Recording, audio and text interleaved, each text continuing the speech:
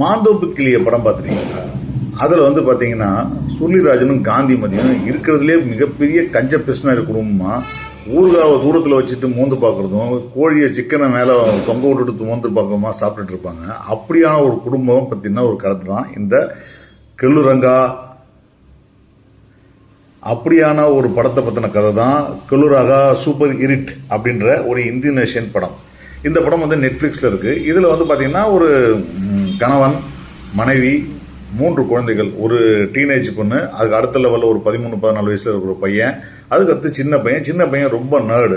இவங்க வந்து ஆல்ரெடி கொஞ்சம் வறுமையில் இருக்காங்க. இந்த குடும்பமே ஒரு கஞ்ச பிஸ்னாரி குடும்பன்றதை வந்து எந்த விதத்துலையும் நம்ம வந்து வருத்தப்படாமல் சொல்லிக்கிறாங்க.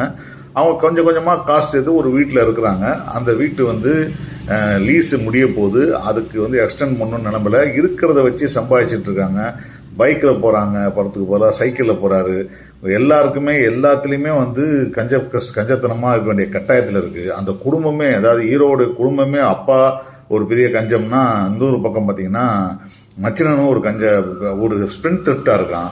இப்படியான குடும்பத்தில் அவனுக்கு திடீர்னு வேலை போயிடுது. வேலை போகிறதுக்கு ஒன்றும் வேலை போயிடும், அப்படி இல்லைன்னா சம்பளம் பாதி ஆயிரம்ன்ற நிலைமை வரும்போது வேறு வழியே இல்லாமல் நிஜமாகவே புறாக்கள் தங்கத்துக்காக கட்டப்பட்ட ஒரு வீட்டை லீஸ்க்கு எடுத்து அந்த வீட்டை ரெனோவேட் பண்ணி அவங்க அந்த இடத்துக்கு போகிறாங்க. அந்த இடத்துக்கு போகும்போது திரும்பவும் அந்த பழைய வீட்டை எடுத்து நம்ம வந்து லீஸுக்கு எடுத்து போகணுன்றது தான் இந்த படத்துடைய கதை. அதை வந்து பெரிய பணக்காரானாங்களா இல்லை அவங்க வந்து இதனால் பல தொழில்கள் பண்ணாங்களா அப்படின்றதெல்லாம் வந்து பிரச்சனையே கிடையாது. இன்னைக்கு பிரச்சனையிலேருந்து அவங்க இதை விட பெட்டரான ஒரு வாழ்க்கை வாழ போகிறாங்களா இல்லையான்றது தான் இந்த படத்துடைய கதை.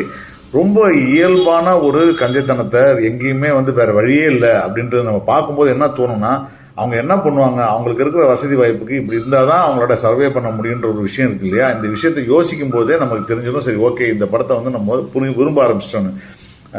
அதில் வயது வந்த பெண் வந்து ரொம்ப ஸ்மார்ட்டாக சம்பாதிக்கிறதுக்கு முயற்சி பண்ணதாகட்டும், அதை முயற்சி பண்ணி ஏமாந்து போகிறதாகட்டும், இன்னொரு பக்கத்தில் பார்த்தீங்கன்னா அந்த குட்டி பையன், நேர்டாக இருக்கிற பையன் வந்து எல்லாத்துக்குமே ஒரு ஆன்சர் வச்சிருக்கிற விஷயமாகட்டும், இப்படி பல விஷயங்கள், பல சுவாரஸ்யமான சம்பவங்களோட ஒரு குட்டி படம். இந்த படம் வந்து நெட்ஃப்ளிக்ஸில் வந்து ரிலீஸ் ஆகிருக்கு.